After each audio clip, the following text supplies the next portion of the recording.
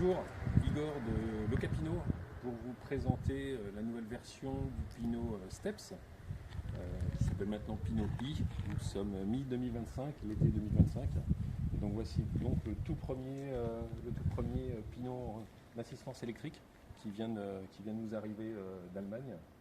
Alors les différences sont relativement mineures par rapport à la version existante du Pinot Steps. La première chose, c'est qu'on a changé de nom. On est passé d'un Pinot Steps à un Pinot E. Maintenant, les Pinots s'appellent Pinot sans rien du tout à suivre. C'est des Pinots sans assistance électrique. Donc celui-là, c'est le Pinot E avec assistance électrique. Au-delà du changement de nom, ce qui saute aux yeux, c'est, vous le voyez, c'est cette toute nouvelle couleur que vous avez. Le Pinot Steps précédemment était de couleur blanche et celui-là, en fait, est dans une couleur type cappuccino. Donc plutôt sympathique, et vous voyez qu'il va très bien avec l'environnement de Clisson. C'est très joli, c'est de nouveau une très belle couleur, de belle qualité. Alors là, les nouveautés, elles sont globalement de deux niveaux. La première chose, c'est qu'on a une motorisation qui est différente maintenant. Sur l'ancien Pinot Steps, le vélo était équipé d'un moteur Shimano E6100, donc avec un couple de 60 Nm.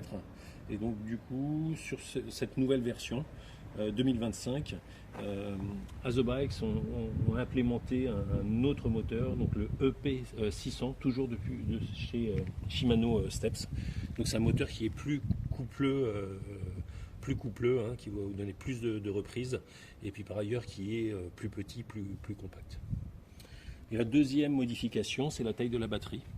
Sur un Pinot Steps, on était sur une batterie standard en fait, de taille 504 Wh, et là on a une capacité de 630 Wh maintenant, ce qui représente un gain de 20% au niveau capacité de la batterie, et je verrai rapidement si ça se traduit par une augmentation de la capacité réelle en conditions réelles. Donc là vous avez le vélo qui est présenté dans sa configuration Locapino complète. Donc avec tous les accessoires que nous recommandons, ça va des pédales surdimensionnées, un amortisseur de selle, un parallélogramme, etc. Voilà, la configuration Locapino qui vraiment satisfait tout le monde. Et d'un point de vue opérationnel, vis-à-vis du pilotage du vélo, la grande nouveauté, c'est qu'on a changé l'afficheur maintenant.